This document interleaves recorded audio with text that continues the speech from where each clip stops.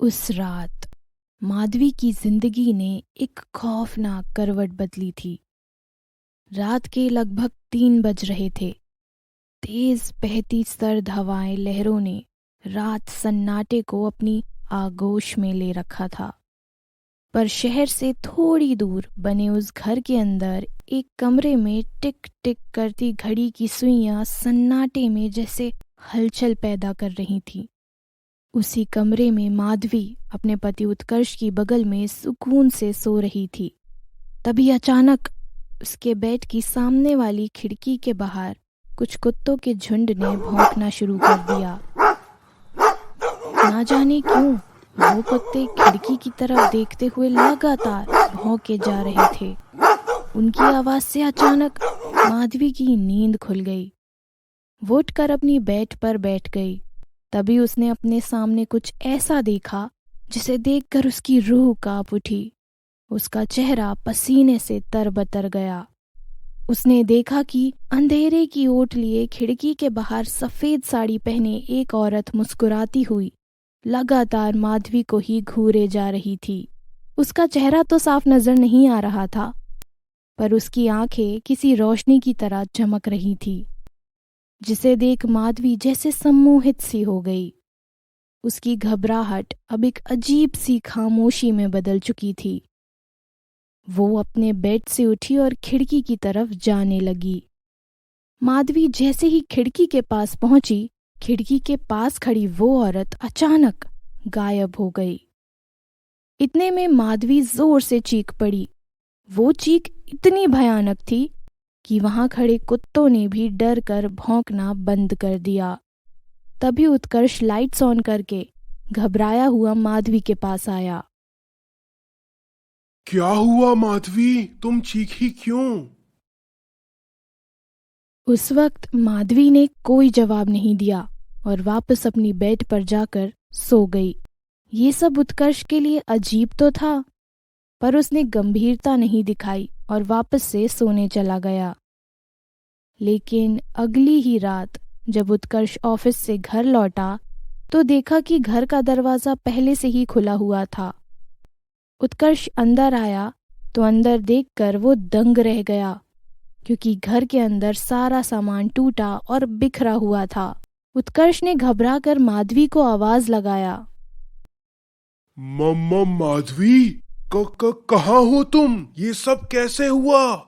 और तुम ठीक तो हो ना? उत्कर्ष ने धीमी आवाज में माधवी को पुकारा, पर माधवी का कोई जवाब ही नहीं आया।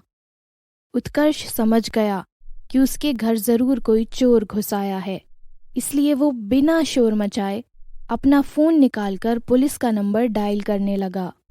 तभी अचानक घर की बिजली गुल हो गई। इतने में ऊपर से उसके चेहरे पर कुछ खून की बूंदें गिरी। उत्कर्ष ने तुरंत अपने फोन की फ्लैशलाइट ऑन करके जब ऊपर की तरफ देखा तो ऊपर देख उसकी सांसें रुक सी गईं, क्योंकि ऊपर माधवी छत से लटकी हुई उत्कर्ष की तरफ देखकर मुस्कुरा रही थी। उसका चेहरा जला हुआ और उसकी आंखों से रोशनी सी निकल रही थी। उसका भयानक चेहरा देख उत्कर्ष डर से कांप उठा। तभी माधवी छत से नीचे कूद पड़ी और भागती हुई अपने कमरे के अंदर चली गई। उस वक्त उत्कर्ष को ये सब एक भ्रम ही लग रहा था। वो माधवी के पीछे कमरे में गया। तभी उसने देखा कि माधवी किसी जानवर की तरह एक मरे हुए कुत्ते का मांस खा रही थी। उस वक्त उत्कर्ष डरा हुआ ये सब देखने के अलावा कुछ नहीं कर पाया। पर उस रात के बाद माधवी बिल्कुल बदल सी गई थी। वो पागलों की तरह हरकतें करने लगी थी। कभी वो अपने नाखूनों से अपने चेहरे को नोचती तो कभी अपने ही हाथों को चबाती। उत्कर्ष ने कई डॉक्टरों से माधवी का इलाज करवाया, लेकिन उसका कोई फायदा नहीं हुआ। उत्कर्ष कई बार माधवी को उसके बेड से बांध कर रखता था, क्योंकि माधवी दीवार पर अपना सिर पीट कर खुद को मारने की कोशिश करती थी। उत्कर्ष अब पूरा समय माधवी की देखभाल करने में बिताता था। पर एक रात कुछ अजीब हुआ। जब उत्कर्ष हॉल में बैठा किसी सोच में डूबा हुआ था, तभी माधवी अपने कमरे से बाहर आई और बोली, उत्कर्ष, अब तुम्हें चिंता करने की कोई जरूरत नहीं है, क्योंकि मैं बिल्कुल ठीक हो चुकी हूँ। क्या तुम मुझे कुछ दिन के लिए अपने गांव लेकर चलोगे? उस वक्त उत्कर्ष माधवी को ठीक देखकर बहुत खुश था। वो पुरानी सारी बातें भूल गया और बोला,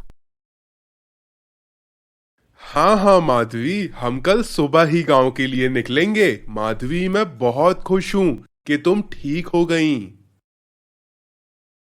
नहीं, कल नहीं, मुझे आज ही जाना है, अभी जाना है। हाँ हाँ माधवी, हम लोग अभी चलते हैं। ये कहकर उत्कर्ष माधवी को उसी रात अपने गांव ले गया।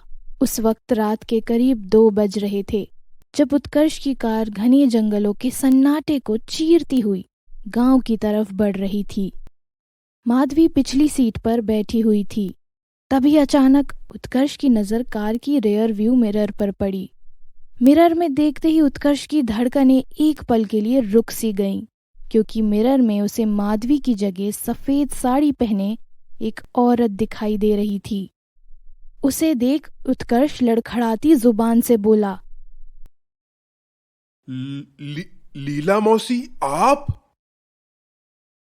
ये कहते हुए उत्कर्ष ने कार की ब्रेक लगा दी, लेकिन उसने जब पीछे पलटकर देखा तो पीछे माधवी सीट पर बेहोश पड़ी हुई थी।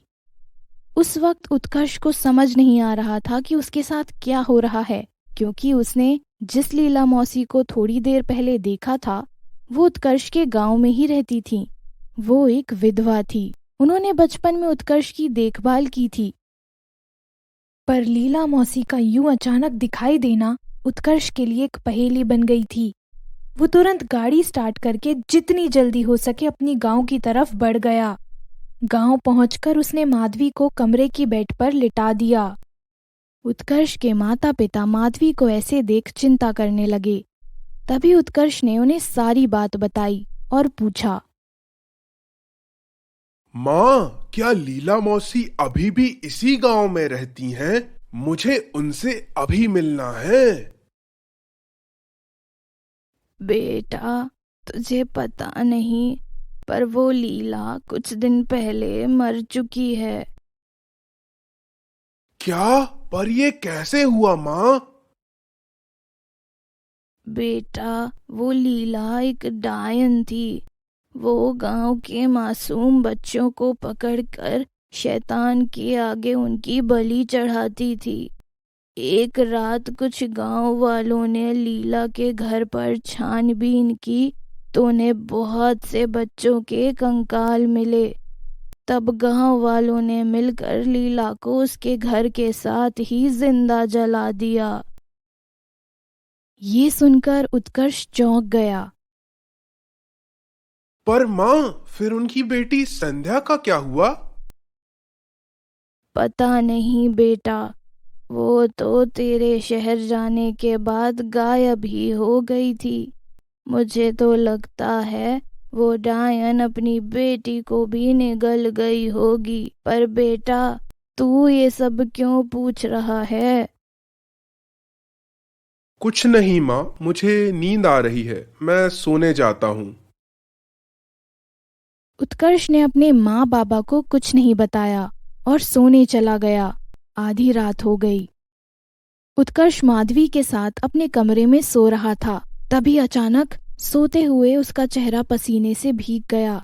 उत्कर्ष नींद में ही छटपटाने लगा। उसने जैसे ही अपनी आंखें खोली, तभी उसने खुद को एक जले हुए घर में उस डायन की गोद में पाया। उत्कर्ष का सिर उस डायन की गोद में था और डायन उसे सहला रही थी। उस भयानक चेहरा देख डर कर खड़ा हुआ।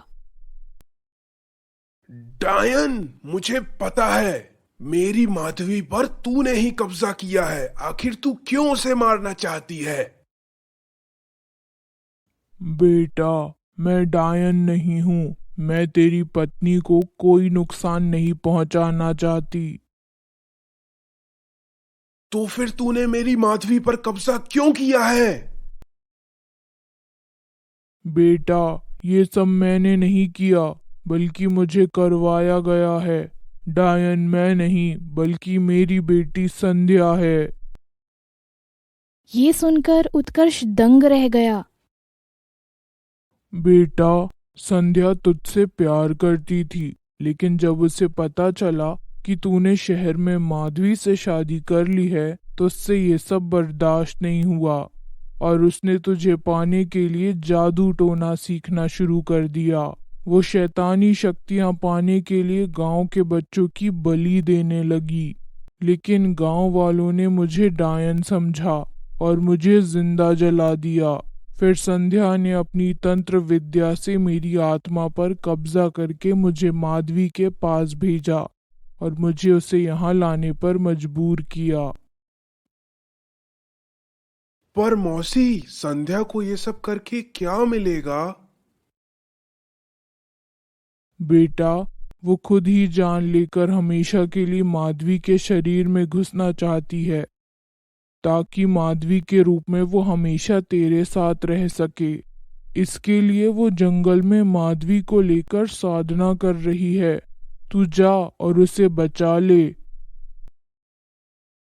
ये सुनते ही उत्कर्ष तुरंत कुछ गांव वालों को लेकर जंगल में पहुंचा, जहां संध्या माधवी के शरीर को सामने रखकर हवन कुंड के आगे साधना कर रही थी। वो एक चाकू से खुद को मारने ही वाली थी कि तभी गांव के 2 लोगों ने उसका हाथ पकड़ लिया। उसी वक्त माधवी को भी होश आ गया। गांव वालों ने संध्या को पुलिस के हवाले कर दिया। अब माधवी ठीक हो चुकी थी। उत्कर्ष उसे वापस शहर ले आया। फिर रात उत्कर्ष को खबर मिली कि संध्या ने जेल में खुदकुशी कर ली है। उत्कर्ष अपने कमरे में जाता है। वहीं हल्की रोशनी है और एक कुत्ते की आधी खाई हुई लाश पड़ी है। उत्कर्ष घबरा जाता है। तभी उसके ऊपर खून की बूंद गिरती है। जब उत्कर्ष ऊपर देखता है तो संध्या छत से लटक रही होती है। उसका मुंह खून से लथपथ है। Thanks for watching. ऐसी और मजेदार कहानियां देखने के लिए चैनल को सब्सक्राइब करें।